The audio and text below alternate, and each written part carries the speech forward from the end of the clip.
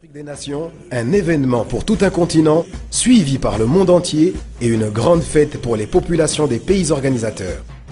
En 2012, le Gabon accueille avec la Guinée équatoriale sa 28e édition. Au Gabon, l'organisation de la CAN a nécessité la mise en place d'infrastructures sportives colossales, réparties sur deux pôles, Libreville et Franceville. Ces infrastructures comprennent les deux grands stades de compétition, le stade de l'amitié sino-gabonaise de Libreville d'une capacité de 40 000 places et celui de Franceville d'une capacité de 20 000 places. Mais il a fallu aussi construire des stades d'entraînement permettant aux joueurs d'entretenir leurs conditions physiques à proximité de leur lieu de résidence.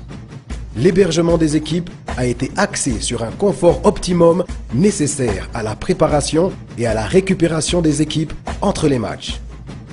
L'une des missions confiées à l'Agence nationale des grands travaux a été d'assurer un hébergement de très haute qualité et de renforcer par là même le secteur hôtelier au Gabon. Ces nouvelles structures d'hébergement seront d'ailleurs pour la plupart sous la tutelle du ministère de l'économie et du tourisme après la Coupe. Dans la même optique, les jeunes footballeurs gabonais pourront profiter des nouveaux stades d'entraînement après la CAN et les stades de compétition pourront accueillir de grandes manifestations sportives et culturelles. Mais l'organisation d'un tel événement ne s'arrête pas là pour le Gabon. Dans le domaine de la santé, tout a été mis en place pour assurer la couverture de tous sur les sites sportifs.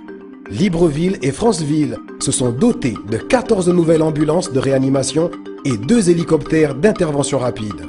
Tous ces équipements seront mis au service des Gabonais après la CAN. Et en tout, ce n'est pas moins de 480 personnes qui sont formées au secourisme pour et après la Coupe. Dans le domaine de la restauration et de l'hôtellerie, c'est 400 emplois directs qui sont créés pour le long terme. Le groupe international Accor a d'ailleurs pris en charge la formation de chefs cuisiniers et de managers afin de renforcer la qualité du service dans les hôtels gabonais.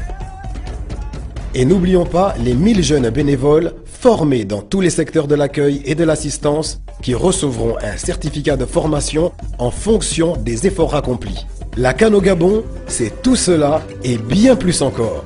C'est une organisation monumentale qui donnera lieu à une grande fête internationale et à la plus grande manifestation qui ait jamais eu lieu au Gabon.